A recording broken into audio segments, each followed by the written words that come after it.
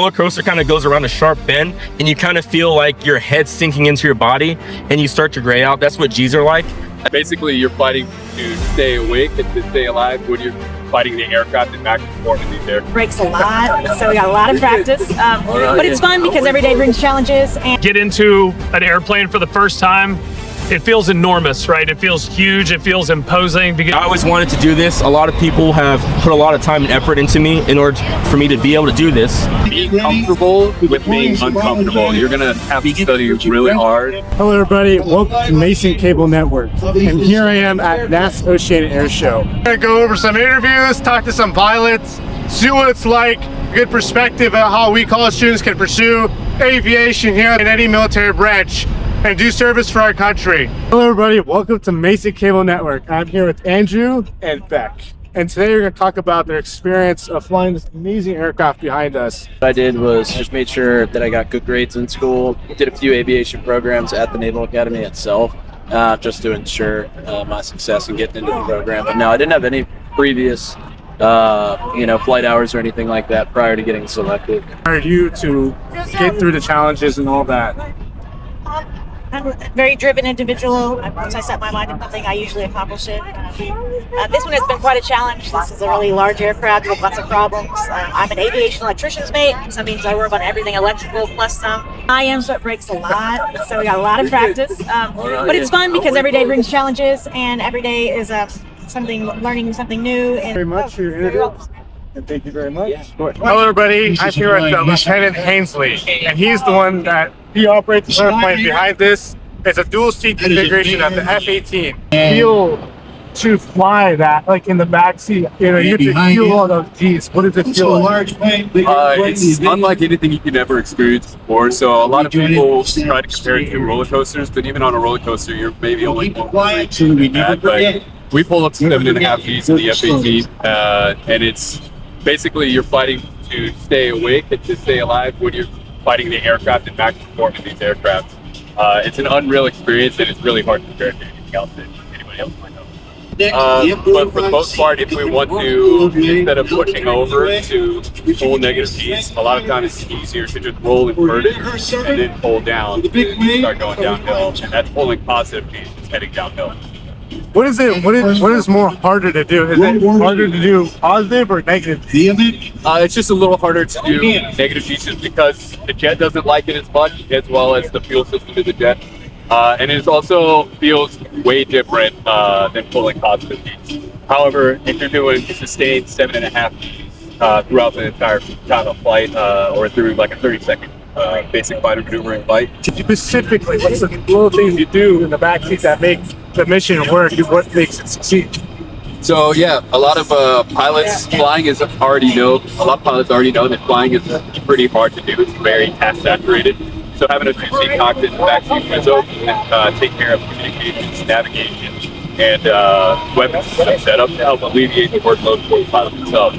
So a lot of stuff, what I'm doing is making sure that our weapons work well when we need them to work on deck, getting our clearances with the FAA for the aircraft controllers, and then making sure that we're navigating being like on time, on course, and on target. Comfortable with being uncomfortable. You're gonna have to study really hard, because whether you're a pilot or a Wizzo, the knowledge requirements is still on the same level throughout the entire course of flight school. But it's basically study hard, study often, study with people who really help me. Thank you so much for your time, and thank you for. I'm here with Lieutenant Harris.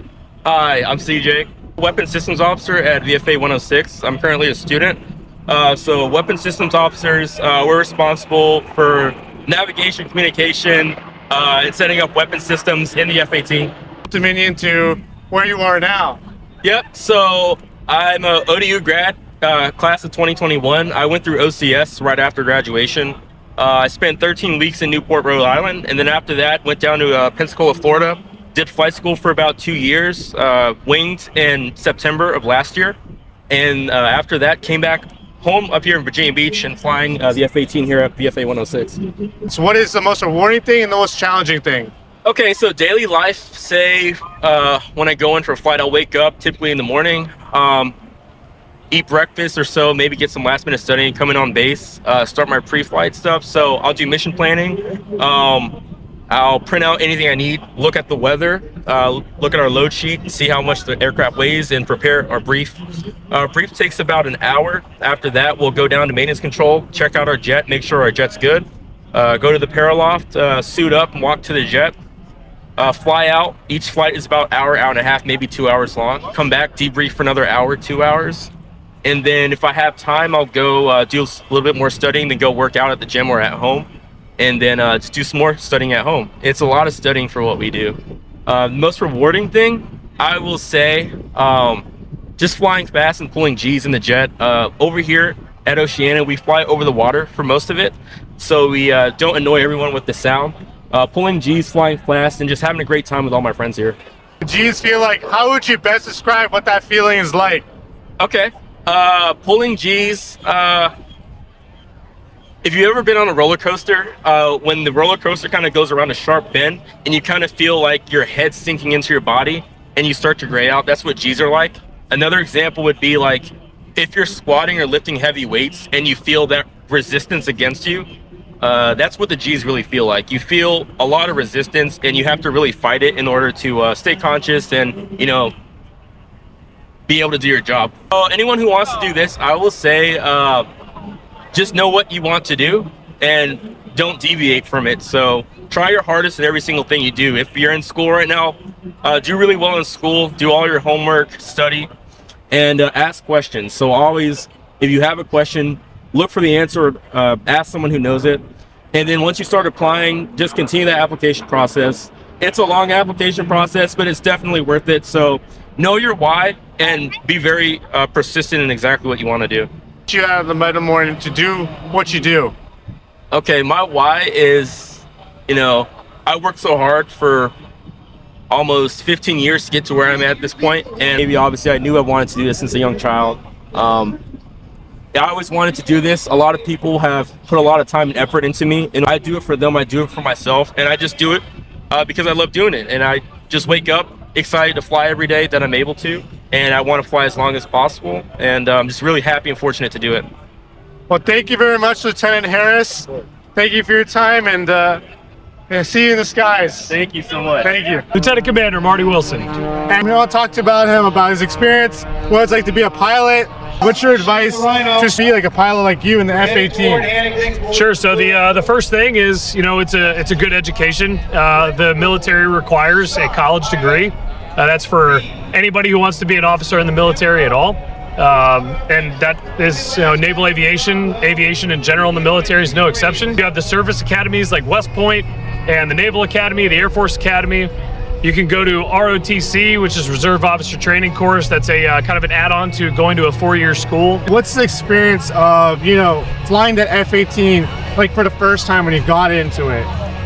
I tell you the thing that a lot of people say is when they get into an airplane for the first time, it feels enormous, right? It feels huge, it feels imposing because you have so much to learn about it and you're so unfamiliar with it. And it's pretty daunting because it really takes several hundred hours of flying an aircraft to really get comfortable with it.